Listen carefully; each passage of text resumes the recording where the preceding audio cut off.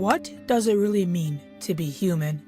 Is it our memories, our emotions, or something far deeper? No, I'm Not Human takes that question and turns it into a nightmare. You awake in a strange, broken world, surrounded by distorted faces and glitching dialogue that slowly reveals a horrifying truth. You aren't who you think you are. This psychological horror blurs the line between identity and corruption, pulling you into a story where reality itself begins to collapse. In this video, we'll uncover the full story, hidden meanings, and every ending of No, I'm Not Human, a haunting descent into what happens when your humanity slips away and you're left asking the only question that matters: were you ever even human to begin with? The game begins with the world deteriorating under extreme solar activity. The day has become deadly, and exposure to the sun is lethal. Cities burn, infrastructures collapse, and people are forced to live at night. But as humanity hides in the darkness, a new horror emerges.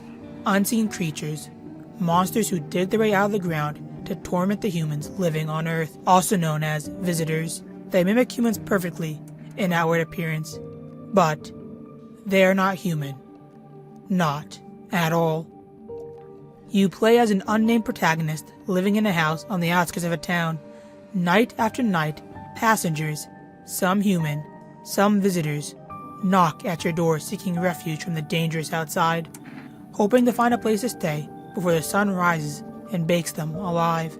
Or even worse, a visitor finds them and rips them to shreds. With the city falling apart and houses catching fire and crumbling, they have nowhere else to turn. Your job is simple: let the humans in and keep out the visitors, all while balancing limited resources and your own mounting suspicions. If you let in visitors, they might kill your human occupants at night, but if you reject a human, they may die outside. Either way, your decisions have consequences. The game is structured over a span of days and nights, roughly 14, where each cycle introduces new challenges, new visitors, and evolving clues. Over the course of 14 days, the game tests your paranoia. During the day, you can inspect your guests, looking for signs that might expose their true nature. But you only have so much energy, and every inspection, every question drains you.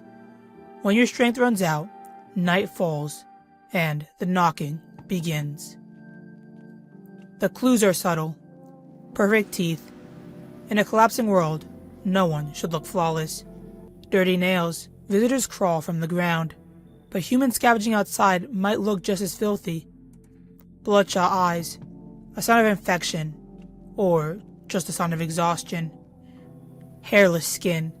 Visitors lack body hair, but are you really willing to check them that close? Distorted photos or black patches. Sometimes the camera can see what you can't.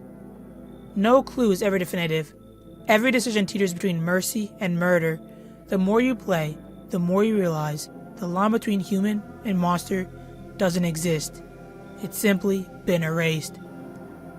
When you inspect, you must spend energy.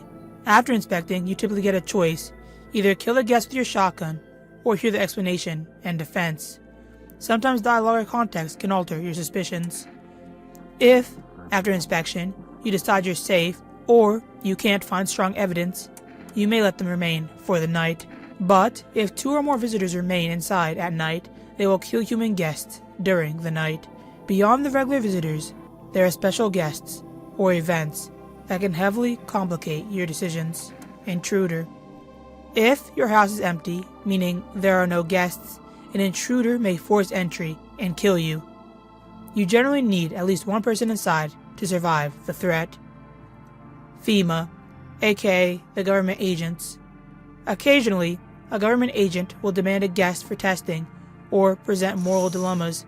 They promise to return the guest safely to you once they are finished. But after watching the news, you quickly realize none of the people they take ever survive. Vigilante inspectors.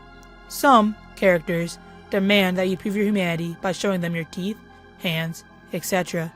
Failing their test may trigger negative consequences. And finally, the death cult. Occasional cultists or strange visitors bring unique story branches and dialogue, helping you navigate the deteriorating world. Because identities are randomized each playthrough, you can't just rely on knowing in advance who is a visitor or who is a human. Every run demands fresh judgment. This is the psychological heart of the game. The clues given are ambiguous, overlapping, and intentionally designed to keep you paranoid. Because no single clue is absolute, you'll often have to combine evidence, use dialogue, or listen to the explanations. Sometimes they'll protest, sometimes confess, and sometimes silence is telling. The game encourages you to second-guess every decision. The constant tension: do you trust or do you kill? As you progress, more secrets reveal themselves. The nature of the visitors, the possible link between the sun's flare and their emergence, and whether you yourself are truly human. In many endings, the protagonist boards up doors, isolates from the outside, or descends into tunnels beneath the house. The true nature of the visitors, parasite, alien, or manifestation of human fear, remains ambiguous. The full version of No I'm Not Human includes 10 distinct endings. Which ending you get depends heavily on which guests are alive in your house, which faction you side with or refuse to, how many humans you kill, and whether you invite special characters in or not. I won't go over all of them here, as I feel they aren't all necessary for this breakdown, but here are the best theories for what is possibly happening in No I'm Not Human. As days pass, the world collapses. The kind neighbor warns you to stay cautious, that there's something out there killing anyone alone. A towering, pale figure, the tall man, begins to stalk the house. He never attacks groups, only those who isolate. He taunts through the door, mocking your fear. Is your door strong enough? And are you alone tonight? One night, your neighbor is murdered by the very people he tried to help. His house burns, and his young daughter begs for safety at the protagonist's door. True to his promise, he lets her in. From then on, the farmhouse becomes both a refuge and a prison. The television reports grow more desperate. FEMA soldiers roam the streets, shooting civilians and calling it containment. Cults rise, preaching that death is the only redemption. Vigilantes start executing innocents, convinced that they're visitors. The chaos feeds on itself, humans turning on humans. You notice dead animals and creatures holding human heads outside your windows, almost taunting you, reveling in your constant fear. The streets are empty, and humanity hides indoors, clinging to the safety of the night. As panic spreads, a new organization rises from the shadows, FEMA. They claim to protect the survivors, warning that something inhumane walks among us. But as the story unfolds, cracks begin to form in FEMA's narrative. The reports change from alien creatures who came from underground to infected humans carrying parasites. Their evidence contradicts itself. Their rules make no sense. Red eyes, perfect teeth, or clean skin are all signs of danger, almost as if the goal isn't to protect us, but to make us fear each other. You start to notice something else. FEMA didn't form after the crisis began.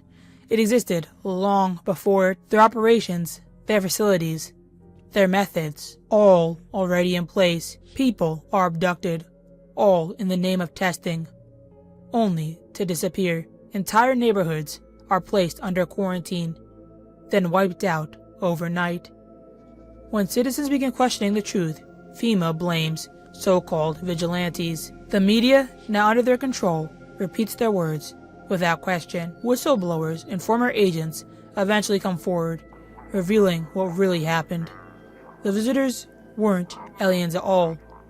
They were human, victims of a failed biological experiment, a mind-controlling parasite engineered by FEMA itself. The solar disaster, the mass hysteria, the chaos, it was all a smokescreen, a cover-up to contain their mistake and silence anyone who knew the truth. Months later, FEMA announces the crisis is over. No explanation, no evidence, just silence. The world obeys, locked in their homes, convinced the nightmare is past, but under the surface, the truth still festers. Because No I'm Not Human isn't a story about monsters It's a story about manipulation, paranoia, and what happens when the greatest threat to humanity is the people pretending to save it. This is what I believe to be the true ending to No, I'm Not Human. The fungus is real. Created in the government experiments, FEMA caused a containment disaster and faked the solar crisis to cover it up. The sun's heat is an artificial chemical reaction to kill the fungus. Death and fear are both supernatural reflections of the apocalypse, one merciful and one punishing. But this theory goes even deeper when you look at the so-called guidelines FEMA gives for identifying a visitor. Every single clue they list, red eyes, hairless skin, perfect teeth, dirt under the nails, is something any normal human being could have. According to FEMA's own standards, anyone could be a monster. Anyone could be the enemy. But what about the camera, the device supposedly capable of revealing who's a human and who isn't? Well, here's the catch. That camera was designed, sold, and distributed by FEMA themselves, the same organization responsible for the crisis. How could anyone possibly trust it? There's a good chance the camera was never really detecting anything at all. Maybe it's randomized, programmed to flag innocent people every few clicks, just enough to keep fear alive, just enough to make sure no one ever truly feels safe. But then the murders, the disappearances, people dying inside and outside your home every single night. From my perspective, they weren't killed by visitors. They were killed by humans. Terrified, paranoid, desperate to survive another night. FEMA didn't need to create monsters. They just needed to make us believe in them. Because once that seed of fear took root, once neighbor turned against neighbor, we became the monsters FEMA wanted us to be. In the end, No, I'm Not Human isn't a story about monsters at all. It's a story about us, our fear, our guilt, and the fragile line between survival and surrender. Because when the world ends, when the light burns us and the lies consume us, you have to ask yourself, were you ever really human to begin with?